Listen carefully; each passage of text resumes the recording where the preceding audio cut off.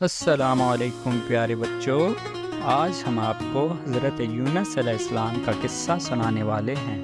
تو چلیے شروع کرتے ہیں۔ بچوں، حضرت یونس علیہ السلام اللہ کے نیک پیغمبر تھے۔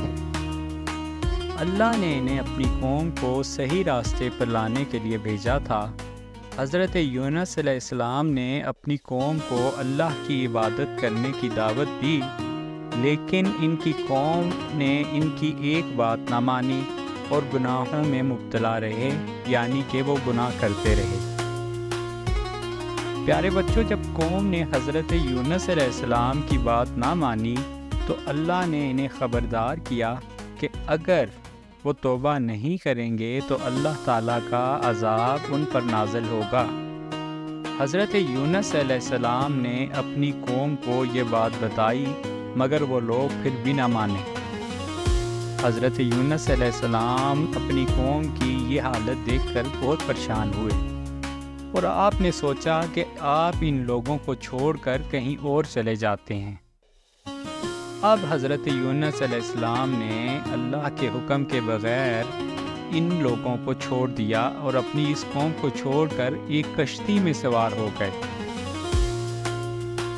اچھا، کشتی کے بیچ سمندر میں طوفان آ گیا، اور طوفان بھی اتنا زبردست کہ کشتی ہچکولے کھانے لگی۔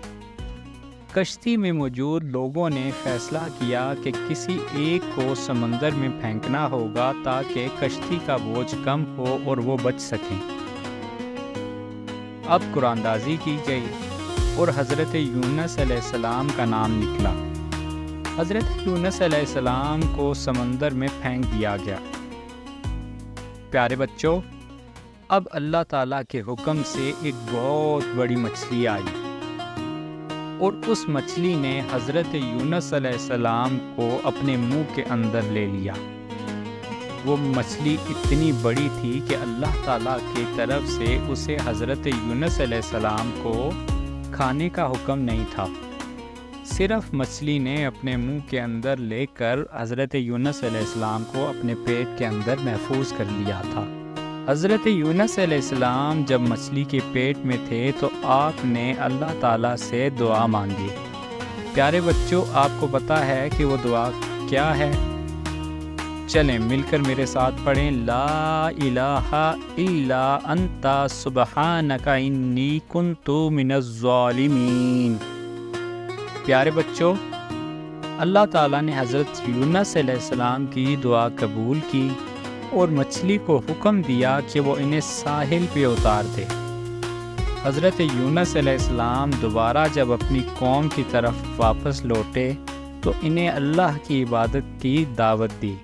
اس بار ان کی قوم نے حضرت یونس علیہ السلام کا قصہ سننے کے بعد اللہ سے فوراً توبہ کی اور اللہ کی عبادت کرنے لگے۔ پیارے بچوں، اس واقعے سے ہمیں سبق ملتا ہے کہ ہمیں اللہ پر بھروسہ کرنا چاہیے اور ہر حال میں اللہ سے دعا کرنی چاہیے کہ اللہ پاک ہماری دعا کو سنتا ہے۔ پیارے بچوں، امید ہے کہ آپ کو حضرت یونس علیہ السلام کا قصہ بہت پسند آیا ہوگا۔ اگلی بار ایک نئے قصے کے ساتھ ملیں گے۔ اللہ حافظ۔